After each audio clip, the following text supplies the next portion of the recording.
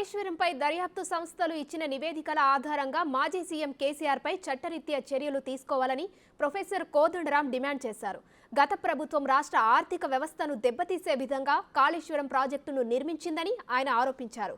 National dam safety authority ఇచ్చిన ప్రాథమిక రిపోర్టులో Kaleshwaram project నిర్మాణంలో లోపాలున్నాయని చెప్పిందన్నారు. ప్రొఫెసర్ కోదండరాంతో మా ప్రతినిధి Ramprasad face to face.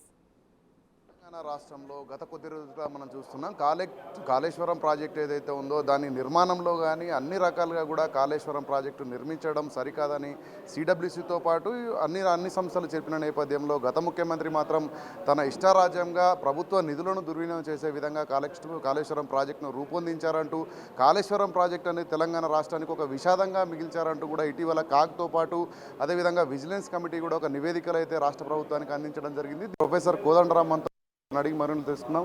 Sir చెప్పండి, ఇటీవల మనం చూసినట్లయితే రాష్ట్ర ప్రభుత్వానికి ఇటు కాగ్ కానీ అదేవిధంగా విజిలెన్స్ కమిటీ కూడా రిపోర్ట్ ఇవ్వడం జరిగింది. ఖచ్చితంగా కాళేశ్వరంలో అవినీతి జరిగింది, నాణ్యత లోపించిందని చెప్పేసి దీన్ని మీరు ఏ విధంగా చూస్తారు? అది వాళ్ళు అన్న మాటలు ఇంకా తీవ్రమైనటువంటివి. వాళ్ళు అన్నది ఏంటంటే దీని ప్రణాళిక, నిర్మాణము, నిర్వహణ, డిజైను, నాణ్యత, నిర్వహణ అన్ని విషయాలలో కూడా లోపాలు ఉన్నాయని.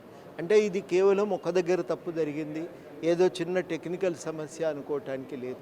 సమగ్రంగా తప్పులు జరిగింది. కామన్ స్లాబ్ ఉంది, ఒక దగ్గరే జరిగింది అంటానికి లేదు. దాని ప్రభావం మొత్తం అన్ని పిల్లర్ల మీద ఉంటుంది. కాబట్టి వాళ్ళు చెప్పింది ఏంటంటే డిజైన్లోనే లోపం ఉంది అంటే దాని అర్థమైంది. మీరు ప్లానింగ్లోనే లోపం ఉంది, నిర్మాణంలోనూ లోపం ఉంది, నాణ్యతలోనూ లోపం ఉందంటే అర్థమైంది. సమగ్రంగా పరిశీలన చేయకుండా దీనిపైన ఒక నిర్ణయం కుదరదు. ఒకే రకమైన డిజైన్తో 3 కట్టిండ్రు కాబట్టి మూడింటిని మనం పరిశీలన చేయవలసిందే. నిపుణులు సమగ్రంగా పరిశీలించిన తర్వాత కానీ దాని భవిష్యత్తుపై నిర్ణయం తీసుకోవటం కుదరదు. ఇదివరకే మీరు తప్పు చేశారు, మీ ఇష్టానుసారంగా నిర్ణయాలు తీసుకున్నారు. డిపిఆర్ లేకుండా, డిపిఆర్ వచ్చిన తర్వాత కూడా దాన్ని ఇష్టానుసారంగా మార్చిపారేస్తూ ఇంజనీర్లతో సంబంధం లేకుండా మీరు ఇష్టానుసారంగా దాన్ని కట్టుకుంటూ పోయినరు. మీ ఇష్టానుసారంగా కట్టిన ఫలితంగా కేవలం మేడిగడ్డే కాదు, పంపౌదులు మునిగినాయి, కాలువలు దెబ్బతిన్నాయి, సొరంగాలు కూలినాయి. ఇన్ని రకాలుగా ఇయ్యాలమ్మ మల్లన్న సాగర్ నిండుగా నింపే పరిస్థితి లేదు, కొండపోచమ్మ సాగర్కు బొంగబడ్డది. ఇన్ని రకాల సమస్యలు అనేవి తలెత్తినాయి. ఇవాళ అందుకనే కాళేశ్వరం ప్రాజెక్టుకు సంబంధించి కూలింది 3 పిల్లర్లు కాదు, తెలంగాణ భవిష్యత్తుకు సంబంధించి 3 వ్యవస్థలు కుప్పగూలిపోయినాయి. ఒకటి ఆర్థిక వ్యవస్థ, విపరీతంగా దీనివల్ల అప్పులు తెచ్చినాం, ఆ అప్పులు కట్టలేని విధంగా గుదిబండగా తయారైపోయినాయి. రెండవది చాలా కీలకమైందంటే ఇవాళ మొత్తంగా ఇంజనీరింగ్ వ్యవస్థ కూడా కుప్పగూలిపోయింది.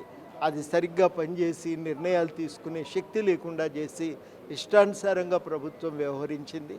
మూడోది ఏంటంటే సాగునీటి వ్యవస్థ కుప్పగూలింది. పైసలన్నీ ఇక్కడ పోసిండ్రు, ఇక్కడనేమో సాగునీటి సౌకర్యం ఇచ్చే పరిస్థితి లేదు.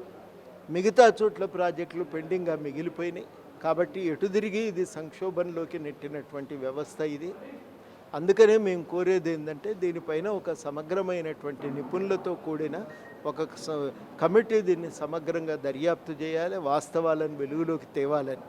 ఇంతకాలం అధికారంలో ఉన్నారు కాబట్టి బీఆర్ఎస్ వాళ్ళు దబాయించి మీడియాను చెప్పు చేతుల్లో పెట్టుకొని అబద్ధాలను ప్రచారం చేసి, కానీ ఇవాళ కొంత స్వేచ్ఛ దొరికింది, వాస్తవాలు మాట్లాడుకోవలసి ఉంది.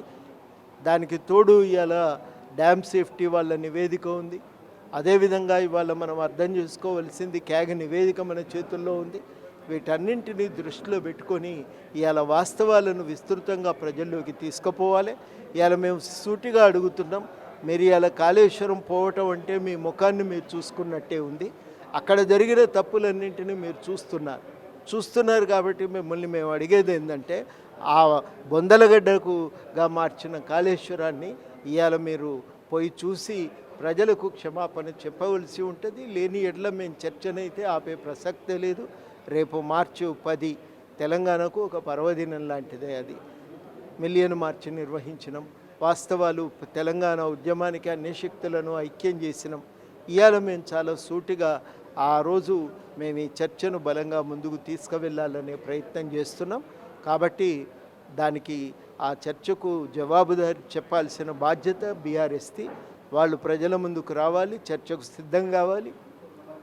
ఈ తప్పులను ఒప్పుకొని క్షమాపణ చెప్పాలని మేము డిమాండ్ చేస్తాం. రైట్. అదేవిధంగా మనం చూస్తే ఇప్పుడు కాగ్ నివేదికతో పాటు కాగ్ నివేదిక అనేది ఆర్థిక అంశాలను మాత్రమే ప్రస్తావించడం జరిగింది. డ్యామ్కి సంబంధించినటువంటి వివరాలు తెలిపిన నేపథ్యంలో, టెక్నికల్ విషయాలు తెలిపిన నేపథ్యంలో ఇప్పటికీ విజిలెన్స్ కమిటీ ఇచ్చిన రిపోర్ట్లో అయితే సిఐడిలో 3 కేసులను బనాయించి ఆ బాధ్యులను శిక్షించాలనేటువంటి ఒక రిపోర్ట్ను కూడా ఇవ్వడం జరిగింది.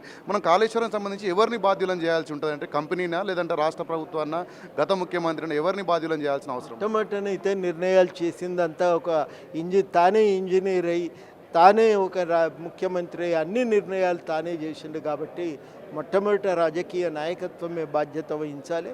ఆ తర్వాత దానికి తల ఊపి డూడు బసవన్న అంటూ సంతకాలు పెట్టిన ఇంజనీర్లు కూడా బాధ్యత వహించాల్సి ఉంటుంది. అదేవిధంగా ఎల్ఎన్టీ కంపెనీ ఒక దశలో పని పూర్తి చేస్తాం, మళ్ళీ తిరిగి పనులు నిర్వహిస్తామని చెప్పిన నేపథ్యంలో మళ్ళీ ఇప్పుడు మొండి వైఖరి చేస్తూ ఉంది. ఎల్ఎన్టీని ఏ విధంగా భాగస్వామ్యం చేయాల్సి ఉంటుంది? వాళ్ళు ఏం చేస్తారండి, మీరు రాసుకుంటప్పుడు సరిగ్గా రాసుకొని ఉండాల్సింది.